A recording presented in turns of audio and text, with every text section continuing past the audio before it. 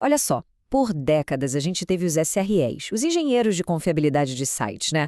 Aquele pessoal que era a força silenciosa mantendo o nosso mundo digital de pé. Pensa neles como os mestres da ordem, da previsibilidade. Mas aí chegou a era da inteligência artificial, principalmente com os LLs, os modelos de linguagem grande, e bom, o mundo deles virou de cabeça para baixo. E isso nos joga direto na questão central, né? O que acontece quando aquele manual de regras, o famoso runbook, que guiava tudo, simplesmente não serve mais para nada? Pois é, esse é o desafio que a gente está encarando agora. Certo, então vamos fundo nisso. A chegada dos LLMs em produtos de verdade, em produção, não é só mais uma atualização, não. É uma virada de mesa completa. As regras do jogo da confiabilidade de software mudaram fundamentalmente. E olha que interessante esse contraste aqui. Pensa assim, do lado esquerdo, a gente tem o mundo que os SREs dominam. Sistemas determinísticos. É preto no branco. A mesma entrada sempre dá a mesma saída. Os sinais de saúde são claríssimos, tipo um erro 500. Agora do lado direito, aí vem o mundo dos LLMs. Tudo não determinístico. A mesma entrada pode dar respostas diferentes a cada vez. E o que é correto? Vira uma coisa totalmente subjetiva. Então, o ponto crucial é esse, sabe? As mesmas pessoas que passaram décadas construindo sistemas super confiáveis, que batalharam por cada 9 a mais depois do 99% de uptime, de repente elas estão de cara com o caos. O previsível simplesmente deu lugar ao imprevisível.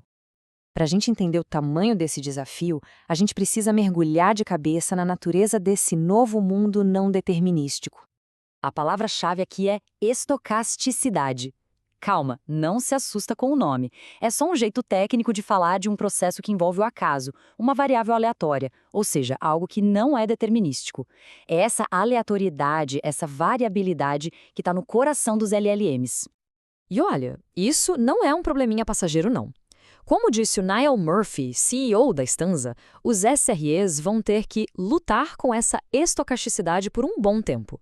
Ou seja, isso é uma mudança de paradigma, não é um bug que a gente simplesmente conserta e pronto. E esse exemplo aqui ilustra perfeitamente como as coisas mudaram. Imagina só, na Microsoft, um dos sinais para saber se um modelo de IA novo é bom é o feedback de joinha para cima ou para baixo dos próprios funcionários. Para um engenheiro que vive de métrica objetiva, de SLOs, isso só é estranho, vago, né, desconfortável. Um exemplo bem concreto disso aconteceu durante a pandemia, lembra? De uma hora para outra, muitos sistemas de previsão e recomendação simplesmente quebraram. E por quê? Porque os dados mudaram de forma drástica, o comportamento das pessoas mudou e os modelos nunca tinham visto nada parecido. Eles não sabiam o que fazer e pararam de funcionar direito. Tá, então se as regras antigas já eram, o que os SREs podem fazer? A resposta está em uma mudança radical de perspectiva. É preciso focar no resultado final. Pensa nesse exemplo aqui. Se uma IA gera um resumo de notícias, como é que se sabe que o resumo de hoje está tão bom quanto o de ontem? Não tem um sinal claro, um erro piscando na tela para avisar, sabe? E aqui que vem o pulo do gato. A nova abordagem é se ancorar nas métricas de negócio. Já que não dá para medir se a resposta está certa diretamente, a gente mede o impacto dela. Por exemplo, num sistema de anúncios, se a taxa de cliques despenca, provavelmente a IA regrediu. O resultado do negócio vira um novo termômetro da saúde do sistema. Isso cria uma pirâmide, uma nova hierarquia de monitoramento. Lá no topo, no que mais importa, estão os resultados de negócio, receita, conversões, essas coisas. Logo abaixo, a gente define os SLIs e SLOs baseados nesses resultados. E lá na base, claro, a gente ainda olha os indicadores clássicos, como latência e erros, porque eles podem ser os primeiros a dar um sinal de que algo vai mal.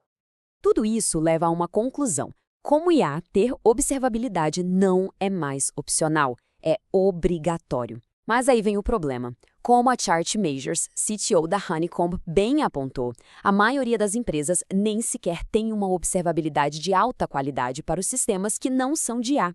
A verdade é dura. Talvez a IA seja um empurrão que a indústria precisa para finalmente levar isso a sério. E os números da realidade são assustadores. Uma pesquisa recente mostrou que só 50% das empresas têm algum tipo de monitoramento de modelo funcionando. Metade.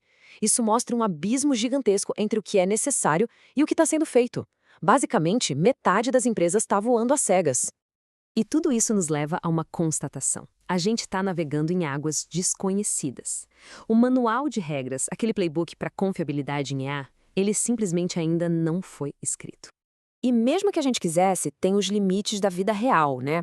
O Todd Underwood, que é chefe de confiabilidade lá na Anthropic, mandou a real. Na teoria, daria para rastrear tudo, os dados, os prompts, os modelos, mas na prática, esse nível de detalhe é pesado demais, é irrealista para a maioria das empresas hoje. O André Karpef, que é um nome gigante em IA, fez uma observação interessante. Ele disse que a maioria das demonstrações de LLMs funcionam, sei lá, uns 90% do tempo. E chegar nesses 90% é a parte fácil. A verdadeira batalha, o desafio de verdade, é conquistar todos os outros 9 de confiabilidade que uma aplicação de produção exige. E talvez a melhor forma de descrever o estado atual da engenharia de confiabilidade em IA seja como uma analogia. A gente está construindo o avião em pleno voo. É exatamente essa sensação. Muita gente, muitas equipes de engenharia sentem que estão atrasadas com IA. Mas a verdade é que está todo mundo voando nesse avião que ainda está sendo construído. A inovação não para e a pressão para entregar resultado também não. Tudo ao mesmo tempo. Então, resumindo a ópera, a realidade hoje é essa. Existem poucos processos maturos, as ferramentas ainda estão evoluindo, os manuais não foram escritos. E nesse momento, a área de MLOps tem muito mais perguntas do que respostas. Ninguém, absolutamente ninguém, tem tudo resolvido ainda. E isso tudo nos deixa com uma pergunta que vai definir o futuro. Conforme a IA vira infraestrutura crítica, sabe, tão essencial quanto a rede elétrica, quem é que vai escrever o manual de regras para garantir que ela seja confiável? Esse é o grande desafio, mas também é a grande oportunidade para a próxima geração de engenharia.